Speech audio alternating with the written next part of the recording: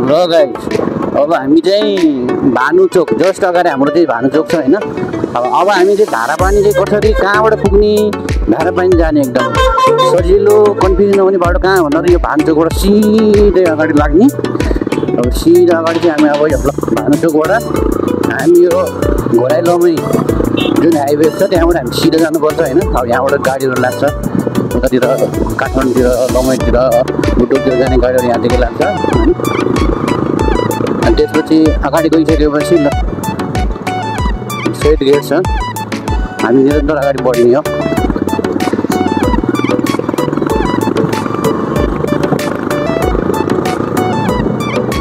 फेरि स्ट्रेट र निरन्तर पुग्छ।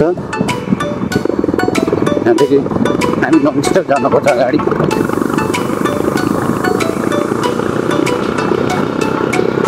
यत्र बाहिर एकदम बिरयानी भर्खर रहेछ आज त।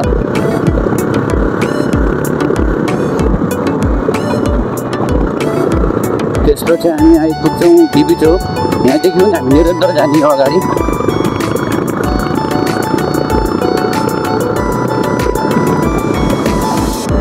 त्यसपछि हामी एउटा कुन बाटो आइपुग्छौँ अगाडि कुन छ भन्दाखेरि चाहिँ यतापट्टि चाहिँ अब हामी यता हेऱ्यो भने त्यो बुद्ध हस्पिटल छ, बुद्ध इन्टरनेसनल हस्पिटल होइन। यहाँबाट हामी राइट साइड जाने हो टक्क तलतिरै, ट्राफिक उयो नभएर यता राइट साइडतिर लाग्ने। अब यहाँनिर अप्ठ्यारो छ उकालो छ होइन। यहाँबाट नमिसो हामी चाहिँ अगाडि जान्छौँ रोकिएर। बुद्ध हस्पिटलदेखि सिधै तलतिर लागेको बाटो छ नि, हामी त्यही बाटो चाहिँ अब निरन्तर अगाडि बढ्छौँ। भिन्देली चोक, भिन्देली चोकबाट दायाँ बायाँ नगएर यहाँबाट सिधै जाने हो अगाडि। यहाँदेखि उता गइयो भने पद्मोदय स्कुल गइन्छ। हामी त निरन्तर छौँ अगाडि, सरसर्ती जाने। त्यसपछि यतापट्टि फेरि आयो महेन्द्र क्याम्पस भएको, महेन्द्र गाउँ क्याम्पस। त्यसपछि थोरै अगाडि गइसकेपछि हामी आइपुग्छौँ बनौरा चोक है। यहाँदेखि पनि दायाँ लाग्दैन, सिधै अगाडि हो। के बुझ्नु पऱ्यो भने बुद्ध हस्पिटलदेखि तलतिर अगाडि राइट साइडबाट आएको जुन बाटो छ नि नन स्टप हो कि त्यही बाटो सिधै तलतिर आउने। सरसर्ती पहिलो सुरु भइसक्यो यहाँ बाटो। यस्तो दामी बनाएको आज भोलि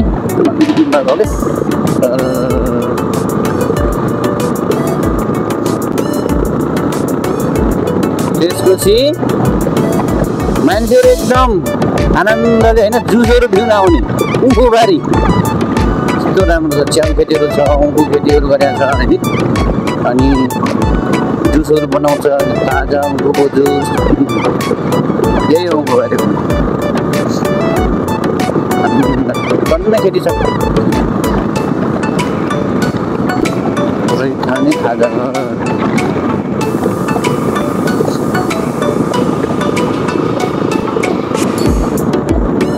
निर्णय पुनर्स्थापना केन्द्र सुधार गरेर यहाँदेखि उता गयौँ भने हामी टक्क ड्याम पनि देख्छौँ होइन। ड्याम छ त एउटा उता, त्यसको भिडियो पनि बनाउँछु म।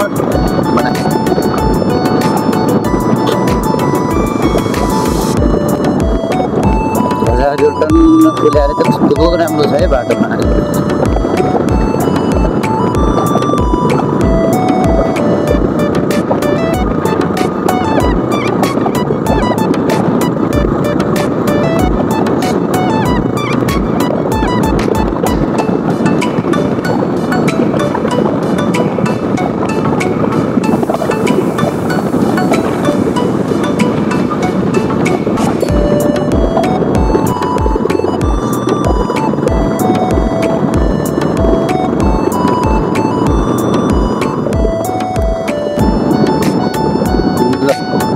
अब हामी चाहिँ बोबई नदी आइपुग्यो। त्यो चाहिँ पार देखिने चाहिँ बोबई नदीको पुल हो है। यहाँ त ठुलो छ नदीको। पहिले चाहिँ खोलाबाट जानु पर्थ्यो होइन, मतलब पुल बनेको छ त्यस्तो राम्रो। तर यहाँनिर के भएछ भने बिराट त्यसको यो पुल टोल चाहिँ टक्क होइन गोलबै नजिक हो माथिबाट टक्क यसरी गएर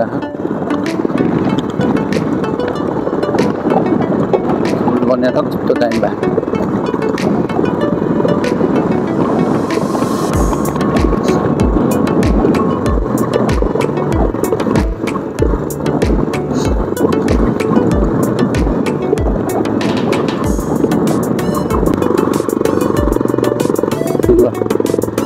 प्रवेश गर्यो है धारापानी त लक्ष्मी पूजा मान्छे टन्नै छ कि हो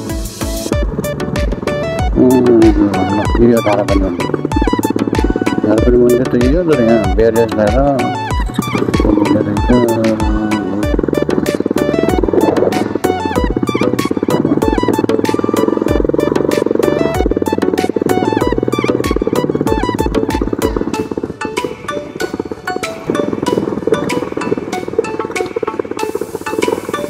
र हामी चाहिँ धारापानीमा रहेको एउटा ड्याम छ क्या तल ड्याम पनि बनेछ त्यो ड्याम हेर्न जान्छ त्यो जाने बाटो यताबाट छ त्यो चाहिँ माथि मुख्य मन्दिर जाने बाटो होइन त्यो चाहिँ तल ड्याम जोड्छ क्या यसले धारापानी आइसकेपछि मन्दिरमा त किन दर्शन गर्नु ड्याम पनि हेरौँ त भन्ने यदि कसैलाई इच्छा छ भने त्यो ड्याम जाने बाटो त्यहाँदेखि हो है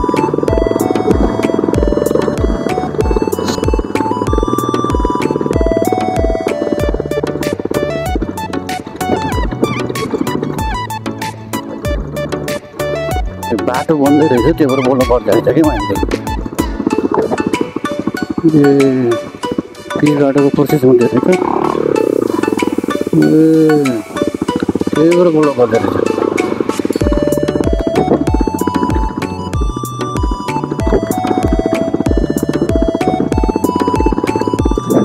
खासमा यो हो क्या ड्याम चाहिँ टक्क होइन धारापानी मन्दिरदेखि मुनतिर रहेको ड्याम चाहिँ यही हो आनन्दको छ नि है टक्क घुम्न लाएर चाहिँ टक्क लडे होइन बाटो पनि दिइरहेको छ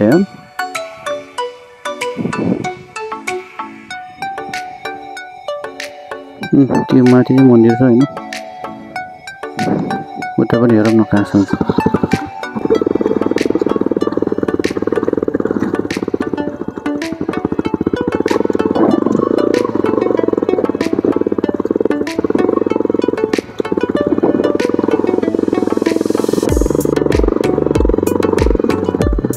त्यो सब एरिया धारापानी मन्दिरदेखि मुनिको नि धारापानी मन्दिरको एरिया सब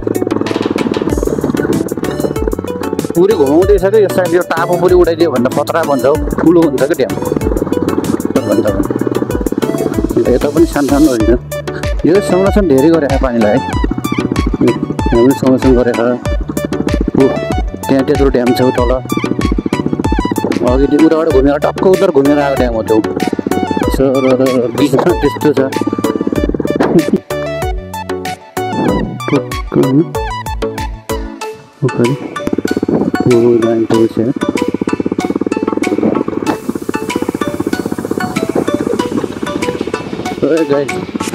अब यही हो धारापानीको एरिया चाहिँ होइन टोटो बन्दैछ अझै पनि होइन पछि भविष्यमा चाहिँ खतरा पर्यटकीय स्थल बन्छ यो एउटा पर्यटकीय मात्र नभएर एउटा धार्मिक स्थल पनि हो क्या धार्मिक प्लस पर्यटकीय सबै हुने भयो होइन धार्मिक हिसाबले पनि अब मठ मन्दिरहरू छन् होइन मान्छेहरू आएर आनन्दले अब दर्शन गर्न पायो होइन अब धार्मिक त्यसपछि अब अर्को पर्यटकीय स्थल अनुसार पनि त्यहाँको ड्यामहरू छ प्राकृतिक सौन्दर्यता छ अझै ड्याम निर्माण हुँदैछ होइन राम्रो हुँदै बन्दैछ यो राम्रो एरिया छ हाम्रो